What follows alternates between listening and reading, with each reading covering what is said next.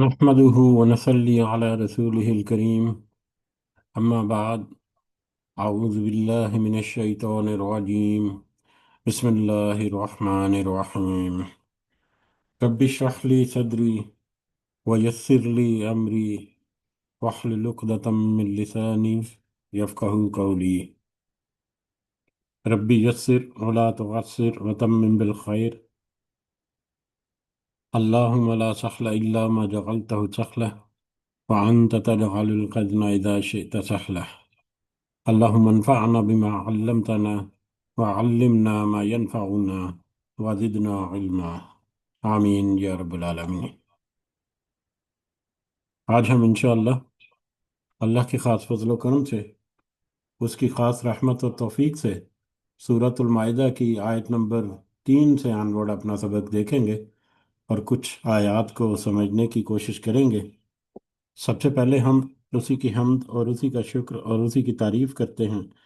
جس نے ہمیں یہ وقت اور یہ مہلت عطا فرمائی، جس نے ہمیں یہ وسائل، یہ سہولیات، یہ ضروریات، یہ ٹیکنالوجی، یہ رزق اور بے شمار انعام و اکرام اور فضل و کرم ہمارے اوپر کیا، اور خاص کر جس نے ہمارے دلوں میں یہ ڈالا کہ ہم اس بابرکت کلام کو سمجھنے کی کوشش کریں۔ اللہ تعالیٰ سے دعا ہے کہ اس کوشش میں ہمیں استقامت نصیب فرمائے،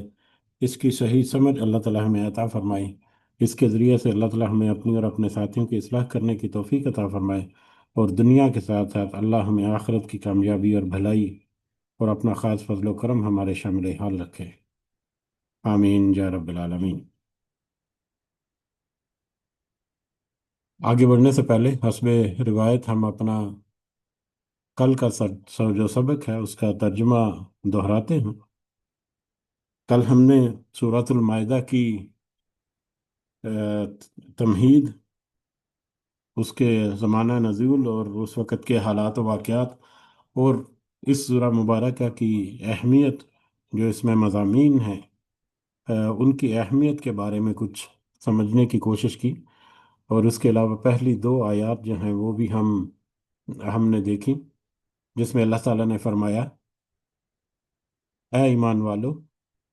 عہد و پیما یعنی اپنے وعدے، پکے وعدے پورے کرو، تمہارے لیے مویشی چوپائے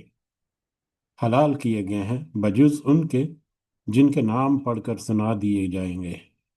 مگر حالت احرام میں شکار کو حلال جاننے والے نہ بننا، یقیناً اللہ جو چاہے حکم کرتا ہے۔ اے ایمان والو، اللہ تعالیٰ کے شعائر کی بے حرمتی نہ کرو، نہ ادب والے مہینوں کی، نہ ہی حرم میں قربان ہونے والے اور پٹے پہنائے گئے جانوروں کی، نشان زدہ جانوروں کی جو کعبہ کو جا رہے ہیں، نہ ان لوگوں کی جو بیت اللہ کے قصد سے اپنے رب تعالیٰ کا فضل اور اس کی رضا جوئی کی نیت سے جا رہے ہیں۔ ہاں، جب تم احرام اتار ڈالو تو شکار کھیل سکتے ہو۔ جن لوگوں نے مسجد حرام سے روکا، جن لوگوں نے تمہیں مسجد الحرام سے روکا تھا، ان کی دشمنی تمہیں اس بات پر آمادہ نہ کر دے کہ تم حد سے گزر جاؤ۔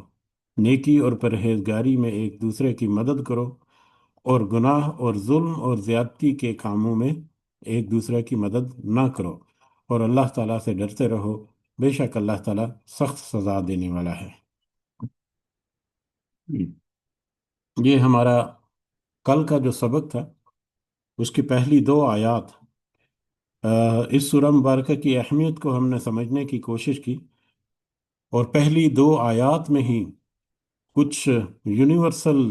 احکامات یا یونیورسل اللہ تعالیٰ نے جو کلمات ادا کیے، جن کے معنی اور مفہوم جو ہیں وہ اس قدر وسعت رکھتے ہیں کہ ہماری زندگی کے ہر پہلو میں وہ کچھ نہ کچھ عمل دخل ان کا ہے، اور جو بہت ہی زیادہ اہمیت کے حامل ہیں۔ شروع میں ہی اللہ تعالیٰ نے فرما دیا کہ اپنے وعدوں کو پورا کرو۔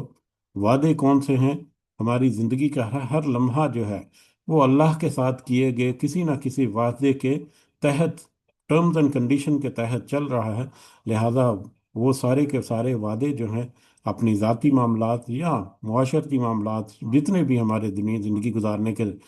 دوران جو بھی معاملات ہمارے گزرتے ہیں، ان میں کچھ نہ کچھ وعدے ہیں جن کو ہمیں پورا کرنا ہے۔ تو اللہ تعالیٰ نے سب سے پہلے ہی فرما دیا کہ اپنے سارے وعدوں کو پورا کرو جو جو تم نے کر رکھے ہیں، اور ٹرمز اینڈ ایگریمنٹ، اور اللہ کے ساتھ ایک جو بہترین، جو سب سے سمری ایگریمنٹ یہ ہے کہ تم اللہ تعالیٰ کے یعنی اللہ کے وعدے پورے کرو، اور اللہ اپنا وعدہ پورا کرے گا۔ اور ٹرمز اینڈ کنڈیشن میں اللہ تعالیٰ نے ایک اور بات یہاں پر لکھی، ان اللہ یحکم ما یرید، بے شک اللہ تعالیٰ حکم دیتا ہے جو وہ چاہتا ہے۔ تمہیں کسی اللہ تعالیٰ کے حکم کے بارے میں کچھ سمجھ لگے، کوئی سائنسی توضیح تمہیں اس میں نظر آئے، تمہیں اس میں کوئی چیز ایسی جو اہمیت افادیت نظر آئے یا نہ نظر آئے، تمہیں اس میں فائدہ نظر آئے یا نقصان نظر آئے، اللہ کا اس ٹرمز اینڈ کنڈیشن میں، ان وعدوں کے ٹرمز اینڈ کنڈیشن میں اللہ کا اختیار ہے کہ اللہ کے پاس یہ مطلب ایک آپشن ہے کہ وہ جس طرح سے چاہے تمہیں حکم دے گا، اور تمہارے پاس کسی طرح کے اپنی منمانی کا اختیار نہیں، تمہیں اختیار اللہ تعالیٰ نے دیا ہے تمہاری ول کا، تمہاری ول پاور کا، تو تم اسے استعمال کرتے ہوئے اللہ کے احکامات کو پورے کرتے رہو۔ یہ ہمارا ایک ایگریمنٹ ہے اللہ کے ساتھ، اور اس ایگریمنٹ کے نتیجے میں پھر اللہ تعالیٰ پھر یوم حساب کو جو بدلہ دے گا، وہ پھر اللہ تعالیٰ وعدہ پورا کرنے والا ہے۔ تو اس کے علاوہ بھی اگر ہم دیکھیں، یا ایھا الذین آمنوا لا تحلوا شعائر اللہ، اللہ تعالیٰ کے شعائر جو ہیں ان کی بے حرمتی مت کرو۔ شعائر اللہ جو ہیں وہ بھی بہت وسیع ہیں، بہت سارے ہیں، جن میں سے کچھ کا ہم نے تذکرہ کرنے کی بھی کوشش کی۔ تو اللہ کے شعائر جو ہیں ان کی بے حرمتی مت کرو، ان کی عزت و تکریم اور ان کے مطابق عمل معاملات جو ہیں ان کو تم درست رکھ کے چلتے رہو اپنی پوری زندگی میں۔ تو یہ بھی ایک بڑی اہم بات جو ہے وہ کل کے سبق میں ہم نے دیکھی۔ اور اس کے علاوہ غلو کرنے میں، جیسا کہ کل تذکرہ ہوا تھا کہ کسی قوم کی دشمنی تمہیں اس بات پر آمادہ نہ کر دے کہ تم عدل و انصاف سے ہاتھ دھو بیٹھو، یا عدل و انصاف جو ہے وہ نہ کر سکو۔ اس کے بارے میں بھی ہم نے دیکھا کہ وہ تمہاری دشمن قوم جس نے تمہیں بیت الحرام یا مسجد الحرام میں جانے سے روکا تھا، تو ان کی دشمنی تمہیں کہیں زیادتی کرنے پر آمادہ نہ کر دے۔ یہ ایک بہت اہم سبق کہ اپنے معاملات میں تمہیں صبر اور آزمائش کے اوپر پورا اترنا ہے، وگرنہ یہود و نصارہ کی طرح اگر تم نے معاملات کیے، غلو سے کام لیا، تو تمہارا انجام جو ہے وہ بھیانک ہوگا۔ اس کے علاوہ آیت نمبر 2 کا یہ دوسرا حصہ جو ہے، وَتَعَاوَنُوا عَلَى الْبِرِّ وَالتَّقْوَى وَلَا تَعَاوَنُوا عَلَى الْإِثْمِ وَالْعُدْوَانِ، کہ نیکی اور پرہیزگاری کے کاموں میں ایک دوسرے کا ساتھ تعاون کرو، اور برائی اور گناہ کے کاموں، زیادتی کے کاموں میں ایک دوسرے کے ساتھ تعاون نہ کرو۔ یہ بھی ایک ایسی یونیورسل آیت ہے کہ اس کے معنی اور مفہوم جو ہیں وہ ہر ہر جگہ پر امپلیمنٹ ہوتے ہیں، اور اس کا جو مطلب نتیجہ ہے وہ بھی بہت لمبا ہے۔ کسی کے ساتھ اگر نیک کام میں اس کی مدد کرنے کا مطلب ہے کہ اگر وہ نیک کام جو ہے وہ ایک جڑ پکڑ گیا، اس میں سے کوئی کومپل پھوٹ پڑی، تو ہو سکتا ہے کہ قیامت تک کے لیے وہ تمہارے لیے نیکی کا یا نیکیوں کا یا ثواب کا سلسلہ جو ہے وہ جاری و ساری رہے۔ اس کے برعکس اگر کسی گناہ اور زیادتی کے کام میں کوئی ایسی کومپل پھوٹ پڑی، کوئی ایسا بیج جو ہے وہ تم نے ڈال دیا، تو وہ قیامت تک کے لیے تمہارے گناہوں میں اور تمہاری بدکاریوں کے جو اعمال ہیں ان میں اضافے کا باعث ہوگا۔ لہذا تم ان معاملات میں بھی ذرا احتیاط سے کام لو، اور اپنے معاملات جو ہیں وہ درست رکھو، نیک اور اچھے کام جو ہے ان کو تم کرتے رہو، اور برائی سے اپنے آپ کو روکو اور دوسروں کو بھی روکتے رہو۔ تو یہ کچھ حصے یا کچھ کی پوائنٹ جو ہے کل کے سبق میں، یقیناً ہم اپنے وقت کی کمی کی وجہ سے یا اپنے علم کی کمی کی وجہ سے نہ تو ان کو پوری طرح سے ایکسپلین کر پاتے ہیں، نہ ہی ان کو پوری طرح سے ایکسپلور کر پاتے ہیں۔ لیکن وقت اگر ہو اور تھوڑی سی کوشش کرنے کا ارادہ ہو، تو یقیناً ہم ان کی گہرائی میں جائیں تو ہمیں تو ایک آیت یا ایک آیت کے کچھ حصے ہی ہمیں بہت ساری ایسی چیزیں بتاتے ہیں جن کا ہم کبھی تصور بھی نہیں کر سکتے۔ تو بہرحال بڑھتے ہیں آگے، اور آج کا ہمارا سبق جو ہے وہ آیت نمبر 3 سے شروع ہوتا ہے۔ اور آیت نمبر 3 در حقیقت آیت نمبر 1 جو ہے، پہلی آیت جو ہے، اس میں جو اللہ تعالیٰ نے کہا کہ بہیمۃ الانعام جو ہے وہ تمہارے لیے حلال ہیں، ماں سوائے ان کے جن کا تذکرہ یا جن کو تمہیں پڑھ کر سنایا گیا یا جن کی تلاوت تم پر کی گئی، تو اس کی ایکسپلینیشن کہ بہیمۃ الانعام یا چوپائے جو چرنے والے ہیں، وہ یا اس کے علاوہ جتنے بھی حلال جانور ہیں، وہ کون سی صورتیں ہیں جن صورتوں میں وہ جانور جو ہے وہ حرام ہو جاتے ہیں، جن صورتوں میں وہ جانور تمہارے لیے حرام ہے، ان صورتوں کا ہمیں اس آیت میں تذکرہ ملے گا۔ اور اس کے علاوہ بھی بہت سارے ہمیں احکامات اور بہت ساری ہمیں اس میں نصیحت جو ہے وہ ملے گی، بہت ہی اہم نصیحت جو ہے وہ بھی ہمیں ملے گی۔ اور اس آیت کے بارے میں کہا جاتا ہے کہ یہ حجۃ الوداع کے موقع پر یہ آیت جو ہے وہ نازل ہوئی۔ کل اپنے سبق کے دوران غالباً، مجھے اب صحیح طرح سے یاد نہیں کہ میں نے حجۃ الوداع کا جو ہے سن 9 ہجری جو ہے وہ شاید کہہ دیا تھا، جبکہ وہ 10 ہجری ہے۔ بہرحال، تو اس آیت نمبر 3 سے اندازہ ہوتا ہے کہ یہ بالکل آخر زمانے کی آیات میں سے بھی کچھ آیات جو ہیں وہ اس سورہ مبارکہ میں ہے۔ اور اس کے علاوہ حدیبیہ کے بعد، یعنی چھٹی سن ہجری کے آخر سے لے کر آخری زمانے تک کی آیات جو ہیں وہ اس ہمیں اس آیا ان اس آیا اس سورہ مبارکہ میں ملتی ہیں۔ تو باہر بڑھتے ہیں آگے اور دیکھتے ہیں کہ آج کا سبق جو ہے وہ ہمیں کیا رہنمائی دیتا ہے۔ اعوذ باللہ من الشیطان الرجیم۔ حرمت علیکم المیتۃ، حرام کر دیا گیا ہے تم پر مردار، والدم، اور خون، ولحم الخنزیر، اور سور کا گوشت یا خنزیر کا گوشت، وما اہل لغیر اللہ بھی، اور وہ سب کچھ، وہ ساری خوراک یا وہ ساری باتیں یا وہ ساری چیزیں بھی جن پر غیر اللہ کا نام، اللہ کے سوا کسی اور کا نام یا اللہ کے سوا کسی اور کی خوشنودی کے لیے جو پیش کیا گیا ہو، چاہے جانور ہو یا چاہے کسی بھی طرح کی نظر و نیاز یا کسی بھی طرح کا مطلب جو چیز ہو، وہ ساری کی ساری چیزیں جو ہے وہ تمہارے لیے حرام کر دی گئی ہیں۔ یہاں تک جو آیت ہے، یہ آیت کا یہ حصہ ہم نے سورۃ البقرہ کی آیت نمبر 173 میں بھی ہم نے دیکھا تھا، اور وہاں پر کافی تفصیل جو ہے ہم نے تذکرہ کرنے کی کوشش کی تھی۔ تو یہاں پر اب اتنی زیادہ تفصیل میں تو نہیں جاتے۔ یقیناً وہ ریکارڈنگ جو ہے وہ اویلیبل ہے، اس کی مزید تفصیل جو ہے وہ وہاں سے ہم سن سکتے ہیں دوبارہ سے۔ تو یہاں پر اللہ تعالیٰ نے کہا یا دہانی کرائی کہ تمہارے لیے مردار کو حلال کر دیا گیا، اور خون کو، مردار کسی بھی طرح کا مردار جو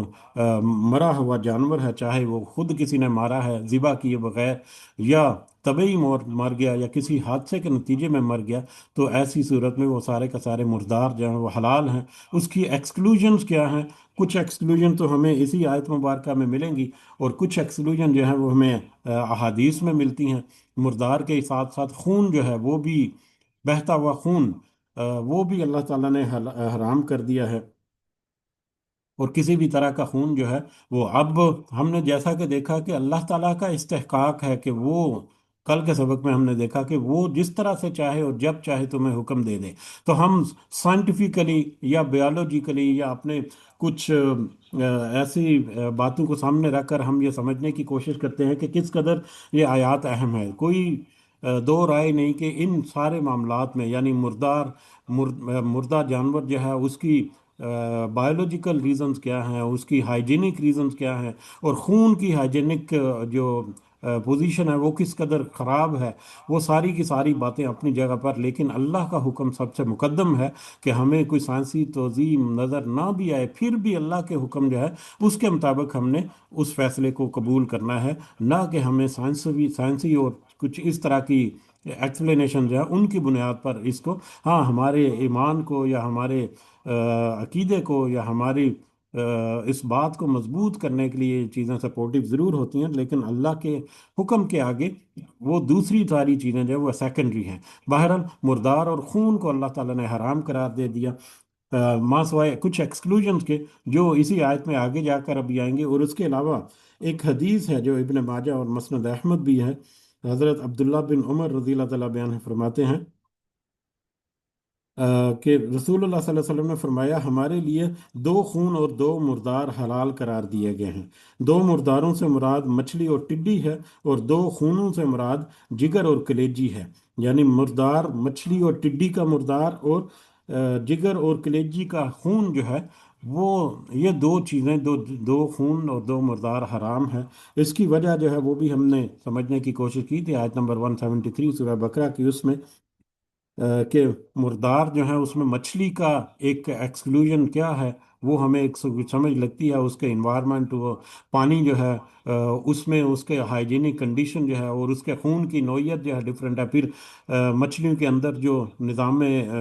मतलब सर्कुलेशन सिस्टम जो है, खून के जो गर्दिश का निज़ाम जो है वो भी काफ़ी मुख्तलिफ है, और खून की कमियत जो है वो भी बहुत अलग से है। इसी तरह से दीगर कुछ मालूमात हमने शेयर करने की कोशिश की थी, जिसकी वजह से हमें लगता है कि एक दूसरा अलग से मामला है, लेकिन अल्लाह ताला ने जो हुक्म दिया उस हुक्म के मुताबिक मुर्दार और खून, मां सवाए उस एक्सक्लूजन के जो इस आयत में हमें मिलेंगी, प्लस जो अहादीस में मिलती हैं, बाकी सारे के सारे मुर्दार और खून हराम है। इसी तरह से सूअर का गोश्त, खंजीर का गोश्त जो है वो तो वो भी हराम है। और खंजीर का गोश्त उसको तो अल्लाह ताला ने सूरतुल अनाम की आयत नंबर 145 में निज्स और नापाक जो है, रिजसुन के नाम से अल्लाह ताला ने जिक्र किया। इस वलहमुल खिंजीरी फ़इन्नहु रिजसुन, के खंजीर का गोश्त जो है वो तो गंदगी है, निज्स है, नाबाक है, लिहाजा उसको भी अल्लाह ताला ने हराम करार दिया। सूर का ना सिर्फ गोश्त बल्कि उसकी जितनी बाई प्रोडक्ट्स हैं वो भी सारी की सारी हराम में शामिल हैं। हमें इस बारे में बहुत ज़्यादा एहतियात करने की ज़रूरत है, क्योंकि सूअर की गोश्त के अलावा उसकी बहुत सारी बाई प्रोडक्ट जो हैं वो बहुत सारी चीज़ों में इस्तेमाल होती हैं। उसके सूअर की चर्बी का बेदरेग और बहुत सारी जगहों पर इस्तेमाल किया जाता है। इवन के ये जो मेकअप का जो सामान है उसमें भी इस्तेमाल किया जाता है। हो सकता है कि ये वेस्ट वगैरह में जो चिप्स वगैरह मिलते हैं, ज़ाहरी तौर पर तो देखने में लगता है कि वो आलू के चिप्स होंगे, लेकिन हो सकता है कि उसके ऊपर गुलेटन का स्प्रे करते हैं, जिसकी वजह से वो थोड़े से कुरकुरे से हो जाते हैं, या थोड़े से मतलब सख्त हो जाते हैं, जिसकी वजह से वो टेस्ट में उनका फ़र्क पड़ता है। तो हो सकता है कि वो ग्लूटेन जो है वो सूअर की चर्बी से हासिल किया गया हो। लिहाजा फूड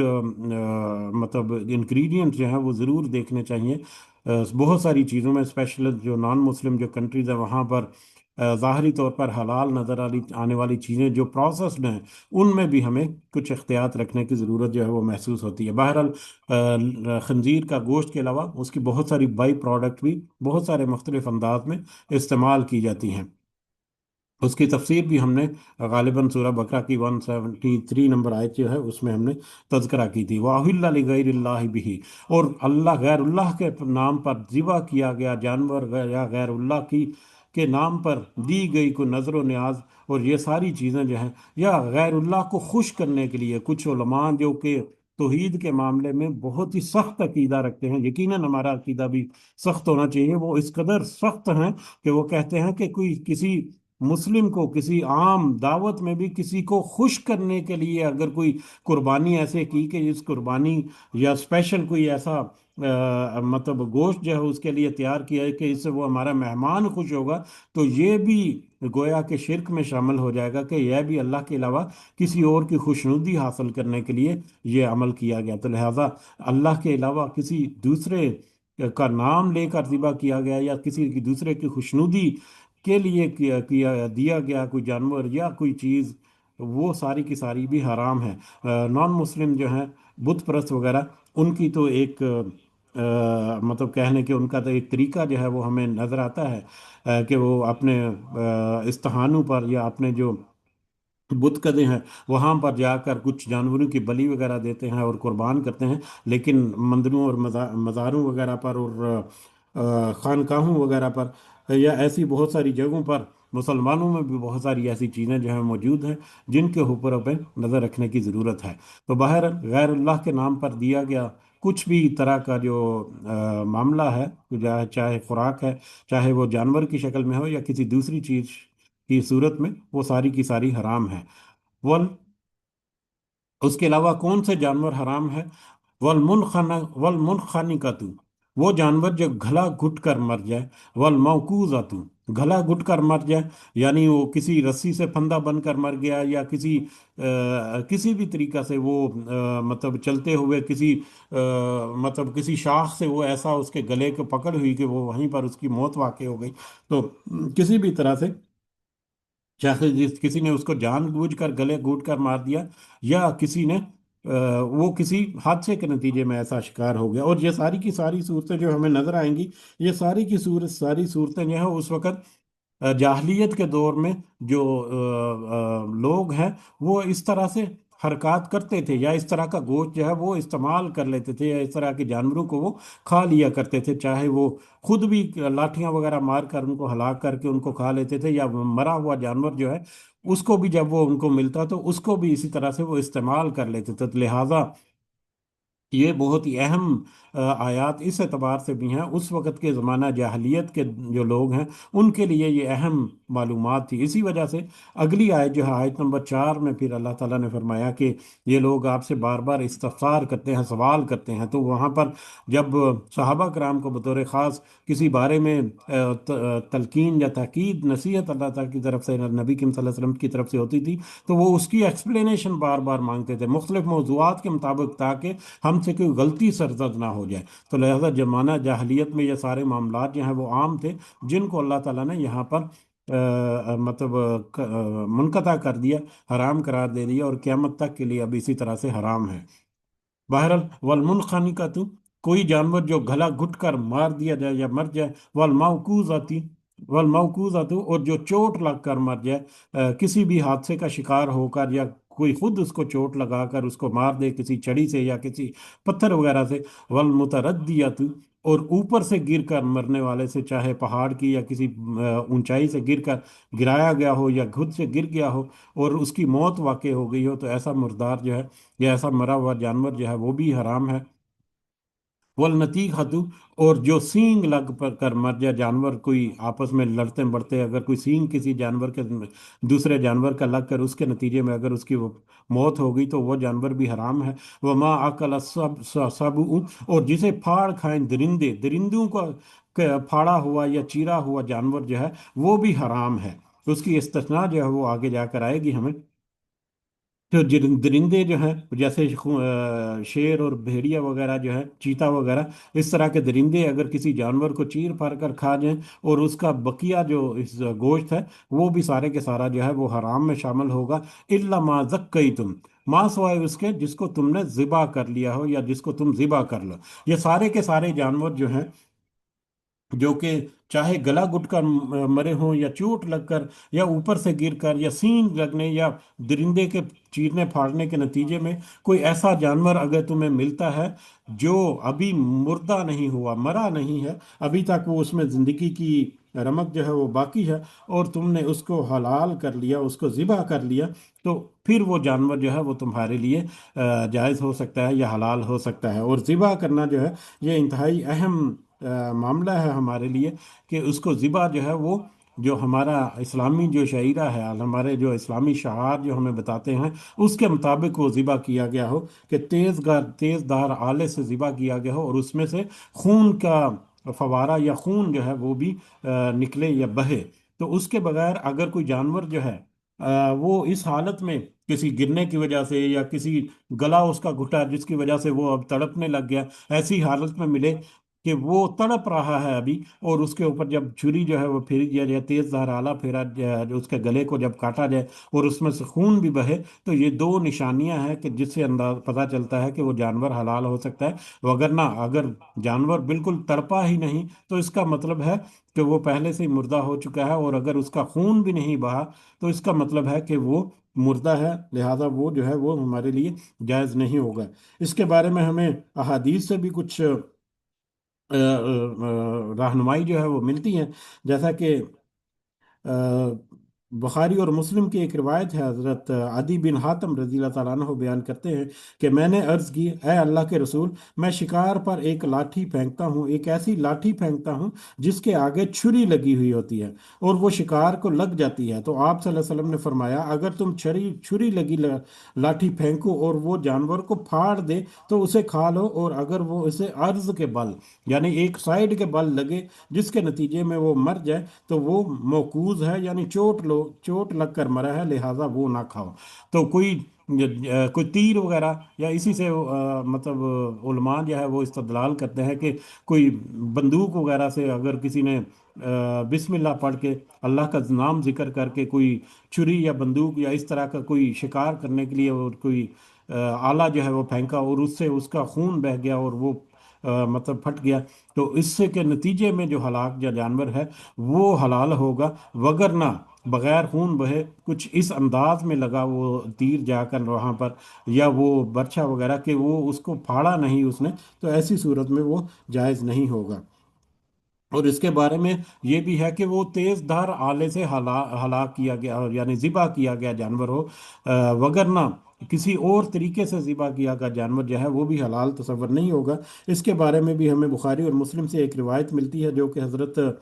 राफे बिन खदीज रज़ी ताला अन्हु बयान करते हैं कि मैंने अर्ज़ की, ए अल्लाह के रसूल सल्लल्लाहु अलैहि वसल्लम, कल दुश्मन से हमारी मदभीड़ होगी और हमारे पास छुरी मौजूद नहीं है, तो क्या हम सरकंडे से ज़िबा कर लें? सरकंडा एक एक पौधा है जिसके पत्ते जो हैं वो बहुत तेज़ होते हैं। अगर वो पत्ता जो है, ये आम पौधा है, आप अगर सर्च करें तो आपको बहुत सारी इसकी फ़ोटोज़ भी मिल जाती हैं। तो सरकंडा जो है उसका अगर पत्ता जो है वो कहीं पर फिर जाए तो वहां से वो जख्म कर देता है, इस कदर वो तेज उसमें उसकी मतलब उसकी शक्ल जो है वो इस तरह से होती है, या बनावट उसकी इस तरह से होती है। बहरहाल अ, हमारे पास छुरी मौजूद नहीं है, तो क्या हम सरकंडे से ज़िबा कर लें? तो आप सल्लल्लाहु अलैहि वसल्लम ने फरमाया, जो चीज़ भी खून बहा दे और उस पर अल्लाह का नाम लिया जाए तो उसे खा लो, लेकिन उसे दांत और नाखन से ज़िबा ना करो। और अभी उसकी वजह बयान करता हूँ, वो ये है कि दांत हड्डी है और नाखन हबशियों की छुरी है। यानी दांत और हड्डी वगैरह से, दांत यानी हड्डी या नाखन वगैरह से किसी चीज़ को, जानवर को मतलब ज़िबा करना, इसकी भी इजाज़त नहीं है। किसी तेज़दार आले छुरी वगैरह से या चाकू वगैरह से या मतलब ऐसे किसी आले से उसको हलाल किया जा सकता है बच्चा वगैरह मारकर, तो ऐसी सूरत में वो ज़िबा होगा। तो प्रॉपर तरीके से ज़िबा करने का जो असूल है उसको फॉलो करते हुए अगर कोई ऐसी कंडीशन वाला जानवर तुम्हें मिल जाए तो उस जानवर का इस्तेमाल जो है या वो जानवर जो है वो तुम्हारे लिए हलाल होगा, वगरना वो मुर्दार होगा। और ऐसे सारे मुर्दार जो हैं वो सारे के सारे हराम हैं। तो अब हमें एक्सक्लूजन भी मिल गई, एक तो एक्सक्लूजन दो खून और दो मुर्दार जो है वो हदीस से भी हमें मिली, प्लस इस आयत में भी। और अगर इस आयत को हम दूसरे अंदाज से देखें तो वो दर हकीकत मुर्दार नहीं, वो तो उसके मरने से पहले उसको ज़िबा कर लिया गया, इसलिए वो हमारे लिए हलाल होगा। तो इस एतबार से वो हदीस के अल्फाज जो हैं वो ज़्यादा अहमियत जो है वो भी हमारे लिए रखते हैं। वमा ज़ुबिहा अलन नुसुबी, और वो भी हराम है जो ज़िबा गया हो किया गया हो आस्थानों पर, जैसा कि अभी तो तذकरा हुआ कि नॉन मुस्लिम जो हैं, बुत परस्त वगैरह या दीगर कुछ अकायद के लोग जो हैं वो आस्थानों पर या बुत कदों पर जाकर कुछ जानवर जो हैं वो बलि वगैरह चढ़ाते हैं या ज़िबा करते हैं अपने बुतों के नाम पर। तो ये सारे के सारा हराम भी है। और आजकल हमारे खानकाहों पर और दरबारों पर और इस तरह के दरगाहों वगैरह पर भी कुछ ऐसी खुराफात होती हैं जो सारी की सारी ना सिर्फ काबिल मजम्मत हैं बल्कि वो हराम हैं। उनसे हमें बहुत ज़्यादा मुहतात रहकर गुजरना चाहिए या बचना चाहिए। और ऐसे खाने को, ऐसी नजर न्याज को खाना भी नहीं चाहिए। ना सिर्फ वो खुद ज़िबा करके उसको इस्तेमाल करना, बल्कि कोई दूसरा भी अगर पेश करे तो वो भी हमारे लिए हराम होगा। वह तस्तक़सिमु, और वो भी हराम है जो तुम सब किस्मत मालूम करो, बिल अजलामी, फाल के तीरों से। और फाल के तीरों से किस्मत आजमाना जो है वो भी हराम है। फाल के तीरों से किस्मत, ये भी ज़माना जahलियत का कह लें कि एक रस्म था या एक तरीका था। کہ جس کے ذریعے سے تیروں کے ذریعے سے فال جو ہے وہ نکالا کرتے تھے۔ تیروں کے ذریعے فال نکالنے سے پہلے پچھلا جو ہمارا سبق تھا، سوری پچھلا جو ہمارا آیت کا حصہ تھا، اس کے بارے میں ایک روایت جو ہے، وہ ایک اہم روایت ہے، اس کو میرا خیال ہے تذکرہ ہم کر لیتے ہیں ابھی چلتے چلتے، کہ ایسی جگہیں جہاں پر کوئی غیر اللہ کا شرک کیا جاتا ہو یا غیر اللہ سے منسوب کوئی باتیں ہوں، تو ایسی ساری جگہوں پر ذبح کیا گیا جانور جو ہے وہ سارے کا سارا حرام ہوگا۔ اس کی ہمیں ابو داؤد میں ایک روایت ملتی ہے، حضرت ثابت بن ضحاک رضی اللہ تعالیٰ عنہ سے روایت ہے کہ رسول اللہ صلی اللہ علیہ وسلم کے زمانے میں ایک شخص نے نظر مانی کہ وہ بوانہ کے مقام پر اپنے ایک اونٹ کو نہر کرے گا۔ جب نظر پوری کرنے کا وقت آ گیا تو وہ شخص نبی کریم صلی اللہ علیہ وسلم کے پاس آیا اور اس نے کہا کہ میں نے بوانہ کے مقام پر ایک اونٹ نہر کرنے کی نظر مانی تھی، تو کیا میں اسے نظر پورا کر لوں؟ اپنی نبی کریم صلی اللہ علیہ وسلم سے اجازت اس نے طلب کی، تو نبی کریم صلی اللہ علیہ وسلم نے حاضرین سے دریافت کیا کہ کیا وہاں پر یعنی بوانہ کے مقام پر ایام جاہلیت کے بتوں میں سے کسی بت کی پوجا کی جاتی تھی؟ لوگوں نے کہا کہ نہیں۔ تو آپ صلی اللہ علیہ وسلم نے پھر پوچھا کہ کیا وہاں مشرقین کی عیدوں میں سے کوئی عید منائی جاتی تھی؟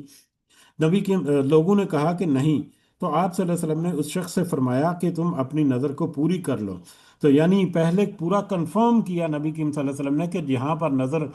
ماننے کا، نظر کا اس نے ایک نظر مان رکھی تھی، کہ اس جگہ پر کوئی ایسی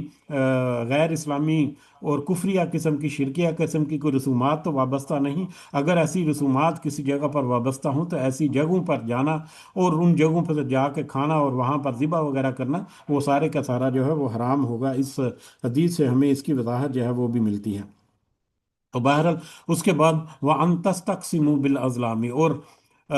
تیروں کے ذریعے فال نکال کر قسمت کا حال معلوم کر کے اس کے ذریعے سے اپنے فیصلے کرنا، یہ بھی حرام ہے۔ فال نکال پر مطلب پہلے زمانہ جاہلیت میں ہوتا تھا کہ وہ تیر جو ہیں، 3 یا 5 یا 7 تیر جو ہیں، ان کے اوپر نشان لگا لیتے تھے یا کچھ تحریر جو ہے وہ لکھ لیتے تھے، جیسے کہ ایک کے اوپر لکھ دیا کہ یہ کام کرنا ہے، دوسرے کے اوپر لکھ دیا یہ کام نہیں کرنا ہے، افعل اور لا تفعل یا اس طرح کے کلمات اس کے اوپر لکھے جاتے تھے۔ پھر ان تیروں کو مکس کر کے کسی بیگ میں یا کسی ترکش وغیرہ میں، ترکش وہ ایک ٹوکری سی ہوتی ہے جس میں تیر جو ہیں وہ رکھے جاتے ہیں، ان میں وہ مکس کر دیا جاتا ہے، اور پھر وہ کسی اپنے معتبر شخصیت سے وہ تیر نکلواتے تھے، اور جو تیر نکلا اس کے اوپر جو پیغام ہے اس کے مطابق وہ اپنے فیصلے جو وہ کرتے تھے۔ تو ایسے سارے معاملات جو ہیں وہ سارے کے سارے بھی حرام ہیں۔ آج کل لاٹری سسٹم جو ہے وہ بھی اسی کی ایک جدید شکل جو ہے وہ کہہ لیں، یہ فال نکالنے کی ایک قسم ہے، وہ اس کو بھی علماء جو ہے وہ حرام کرتے ہیں۔ ماں سوائے مطلب اس طرح سے لاٹری یا پرچی نکال کر جو فیصلہ کرنا جو ہے، وہ اس کے استثناء جو ہے وہ ہمیں کچھ احادیث میں ملتا ہے کہ دو برابر کے حق رکھنے والے جو لوگ ہیں جن کے درمیان فیصلہ کرنا ممکن نہ ہو کہ یہ حق جو ہے دونوں افراد جو ہیں یا دو سے زیادہ، کہ کس کو یہ حق دیا جائے، کیونکہ سارے کے سارے اس کے برابر کے حقدار ہیں، تو ایسی صورت میں یا کسی کام کرنے کے میٹر میں کہ جو کہ برابر کے نیکی کے کام ہو اور ان میں سے یہ فیصلہ کرنا مشکل ہو کہ وہ کون سا کام کیا جائے اور کس کو چھوڑ دیا جائے، تو اللہ تعالیٰ کی طرف سے ایک فیصلہ جو ہے وہ لینے کا ایک طریقہ، اس کا کچھ استثناء جو ہے وہ کبھی میرے نظروں سے رات کو وہ حدیث گزری تھی لیکن ابھی میرے سامنے نہیں آ سکی، کبھی موقع ملا تو وہ ہم اس کا تذکرہ کریں گے دوبارہ انشاءاللہ۔ تو وہ کچھ ایکسکلوژن ہے، اس کے علاوہ جتنے یہ لاٹری سسٹم اور فال نکالنے اور یہ سارے کے سارے حرام ہے اس آیت کے اس حصے کے مطابق۔ اور اس کے بارے میں ایک واقعہ جو ہے وہ بھی ہمیں ملتا ہے صحیح بخاری میں، حضرت سراقہ بن مالک بن جاسم رضی اللہ تعالیٰ عنہ سے بیان کرتے ہیں کہ جب نبی کریم صلی اللہ علیہ وسلم ہجرت کے لیے مکہ معظمہ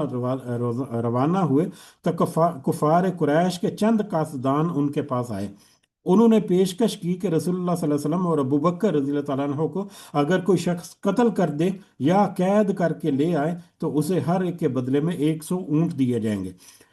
سراقہ بن مالک رضی اللہ تعالیٰ عنہ کہتے ہیں، جو اس وقت یقیناً اسلام نہیں لائے تھے، وہ کہتے ہیں کہ میں اپنے گھوڑے کے پاس آیا اور اس پر سوار ہو کر تیز رفتاری سے ان کی طرف چلا تاکہ میں ان تک پہنچ جاؤں۔ اتنے میں جب میں ان کے قریب پہنچ گیا تو اتنے میں گھوڑے نے ٹھوکر کھائی اور میں زمین پر گر گیا۔ میں اٹھا، میں نے اپنا ہاتھ اپنے ترکش میں ڈالا، ان میں سے تیر نکال کر فال نکالی، کہ میں ان کو نقصان پہنچا سکتا ہوں کہ نہیں۔ فال میں وہ چیز نکلی جو مجھے پسند نہیں تھی، یعنی فال جو نکلی وہ بھی یہ تھی کہ تم ان کو نقصان مت پہنچاؤ، واپس چلے جاؤ۔ لیکن اس کے باوجود تاہم اس کے باوجود میں اپنے گھوڑے پر سوار ہو گیا اور میں نے فال کی کوئی پرواہ نہ کی۔ گھوڑا مجھے لے کر رسول اللہ صلی اللہ علیہ وسلم کے اتنا قریب پہنچ گیا کہ مجھے آپ کی قرابت کی رت کی آواز سنائی دینے لگی۔ رسول اللہ صلی اللہ علیہ وسلم میری طرف کوئی توجہ نہیں کر رہے تھے، لیکن حضرت ابو بکر رضی اللہ تعالیٰ عنہ بار بار مڑ کر دیکھتے تھے۔ اتنے میں میرے گھوڑے کی ٹانگیں گھٹنوں تک زمین میں دھنس گئیں، میں اس پر سے گر پڑا۔ پھر میں نے گھوڑے کو ڈانٹا تو بڑی مشکل سے اس کی ٹانگیں باہر نکلیں۔ جب وہ سیدھا کھڑا ہو گیا تو اس کی وجہ سے میں بہت سا اس کی وجہ سے بہت سارا غبار جو ہے وہ دھوئیں کی شکل میں آسمان میں اٹھا بلند ہوا۔ میں نے پھر تیروں سے کے ذریعے سے فال نکالی اور پھر وہی نکلا جو مجھے پسند نہیں تھا، یعنی پھر یہ نکلا کہ تم بہتر ہے کہ واپس نکل جاؤ۔ چنانچہ پھر دوسری دفعہ میں نے ان کو امان کے لیے پکارا، یعنی دوسری دفعہ میں نے ان کو امان دے دی اور میں واپس وہاں سے پلٹ آیا۔ تو اس طرح کا جو ان کے عام معاملات میں اس طرح سے فال وغیرہ نکالنا جو ہے وہ عام تھا بالکل۔ اور اس کو بھی پھر اس حدیث سے ہمیں پتہ چلتا ہے کہ اس پہ بھی پھر وہ اپنی منمانی کرتے تھے، کسی کام کے لیے ان کا دل بڑا مطلب بے چینی سے کر رہا ہے، لیکن ان کی فال وغیرہ جو ہے وہ اس کے برعکس نکل آئی، پھر بھی وہ اس طرح سے اپنے معاملات وہ کیے جاتے تھے۔ بہرحال ہر طرح کے فال اور تیر مطلب اس طرح کی جتنی ایکٹیویٹیز ہیں وہ بھی ساری کی ساری حرام ہیں۔ ذالکم فسق، اور دیکھو یہ گناہ کے کام ہیں، یہ گناہ کے کام ہیں، ان سے ذرا احتیاط رکھنا، ان سے ذرا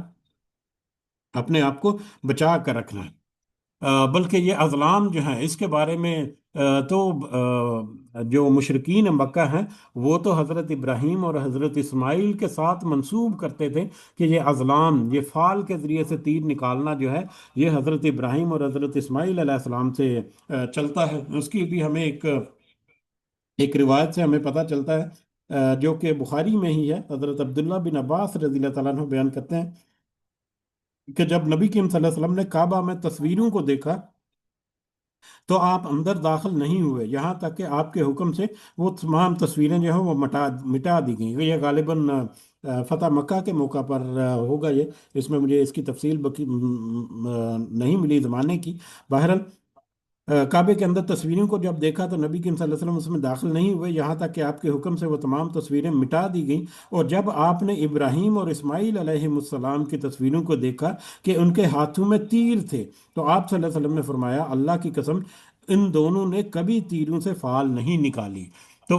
اس حدیث سے ہمیں یہ اندازہ ہوتا ہے کہ مشرکین مکہ جو ہے وہ اپنا یہ بھی عقیدہ گھڑ بیٹھے تھے کہ ایک تو یہ کہ حضرت ابراہیم اور حضرت اسماعیل علیہ السلام کی تصویریں جو ہیں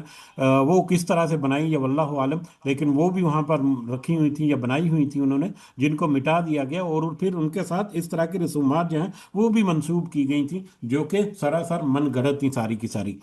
تو اس اعتبار سے یہ آیت جو ہے وہ اور زیادہ ہمارے لیے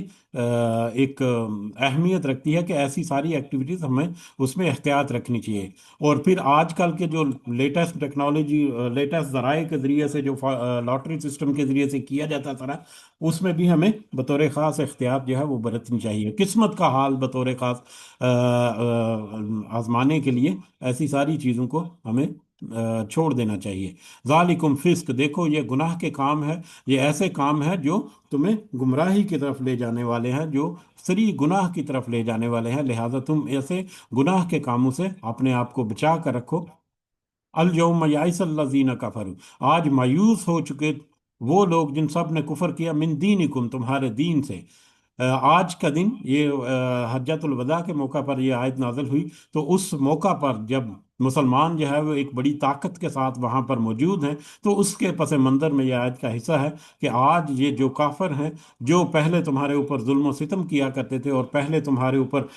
بہت ساری قدم گد لگاتے تھے، اب یہ سارے کے سارے تو مایوس ہو چکے، یعنی وہ ٹوٹ گئے، ان کے ظلم کا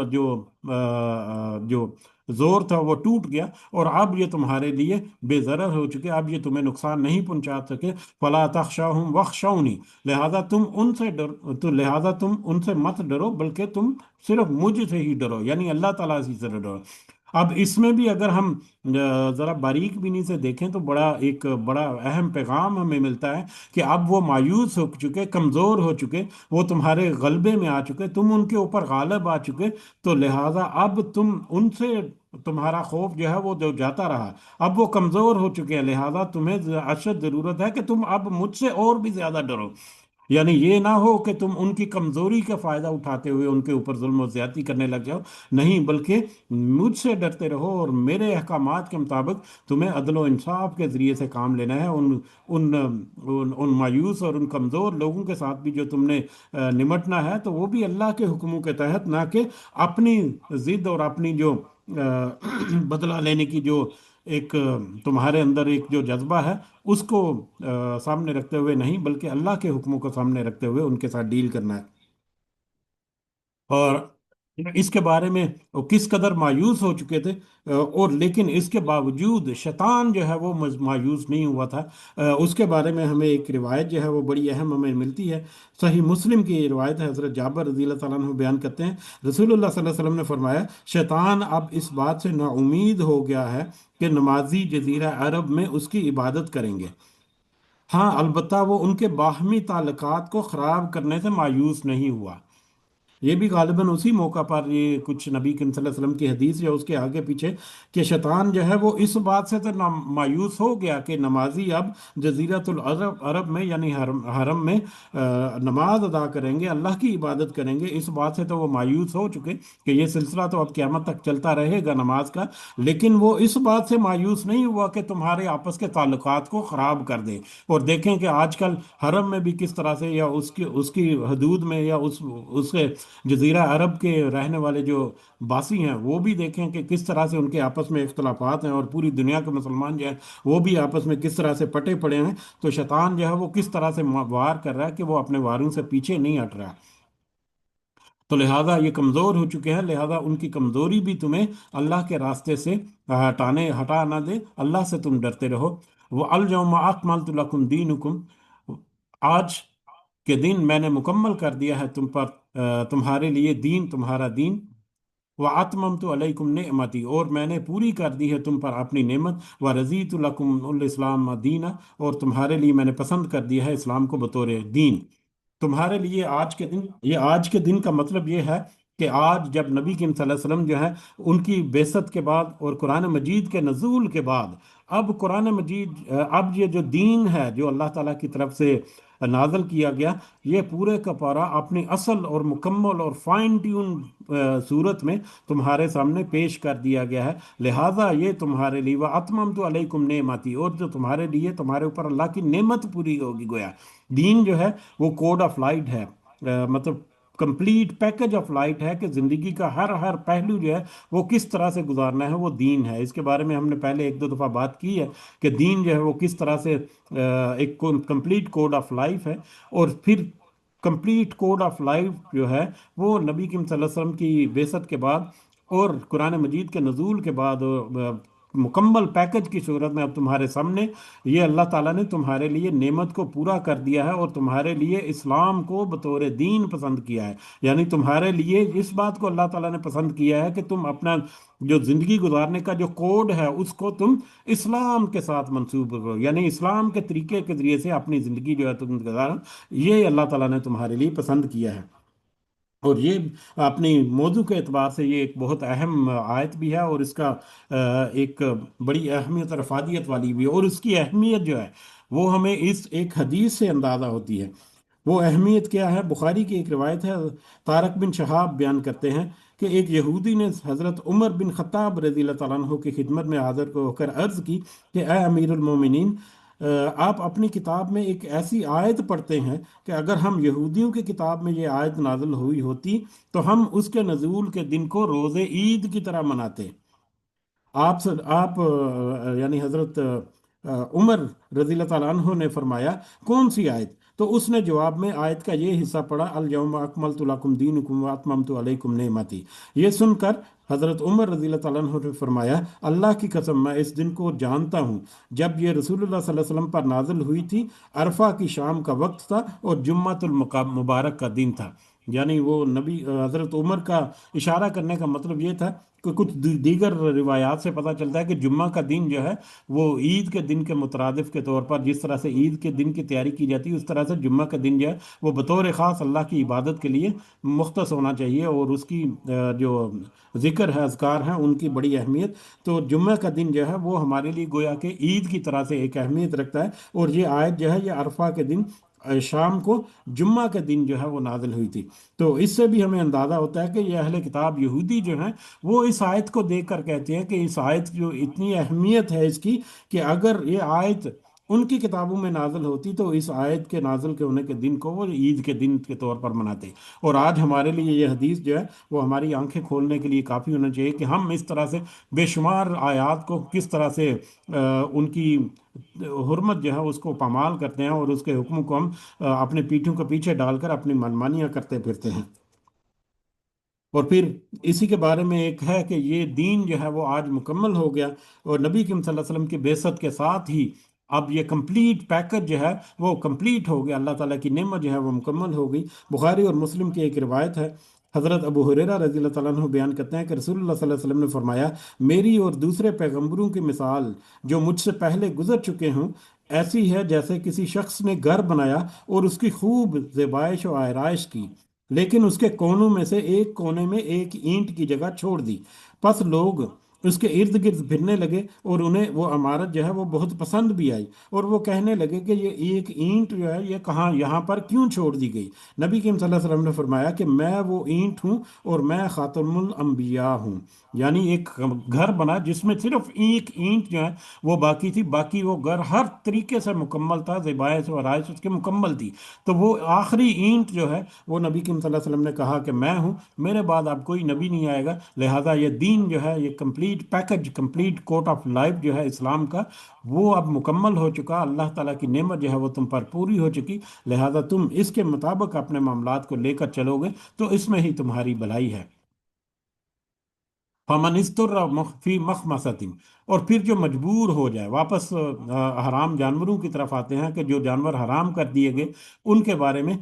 फमन इस्तुर्र फी मखमसतिन, फिर वो मजबूर हो जाए, फिर जो मजबूर हो जाए फी मखमसतिन, भूख की हालत में हराम करदा चीज़ें खाने पर। ये भी सूरह बकरा की जो आयत नंबर 173 हमने तज़किरा की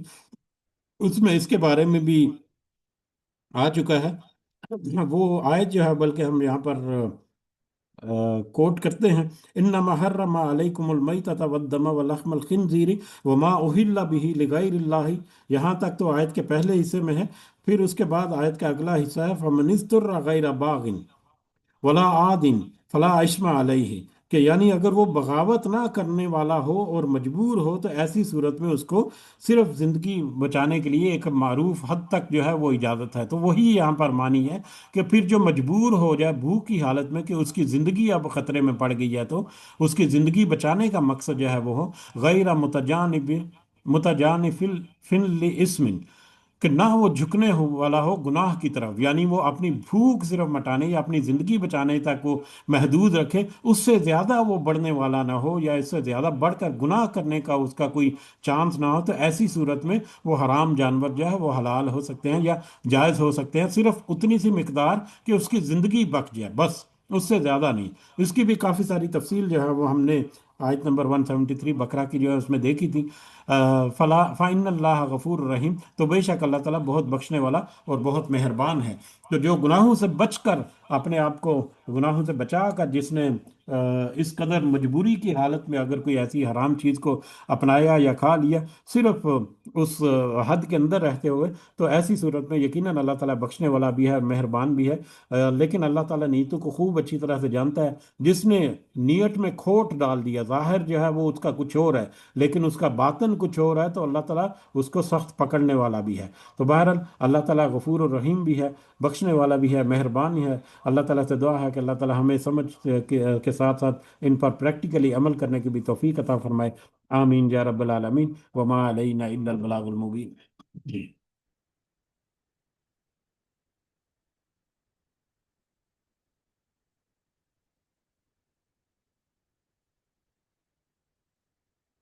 हाँ जी, इसके साथ ही इजाज़त चाहते हैं, सबको दुआ में जोड़ रखें। اللہ ताला सबका हामी नासर हो। हमारे मामलात में अल्लाह ताला अपनी ख़ास मदद और ख़ास रहनुमाइयाँ और ख़ास आसानियाँ हमारे लिए करे।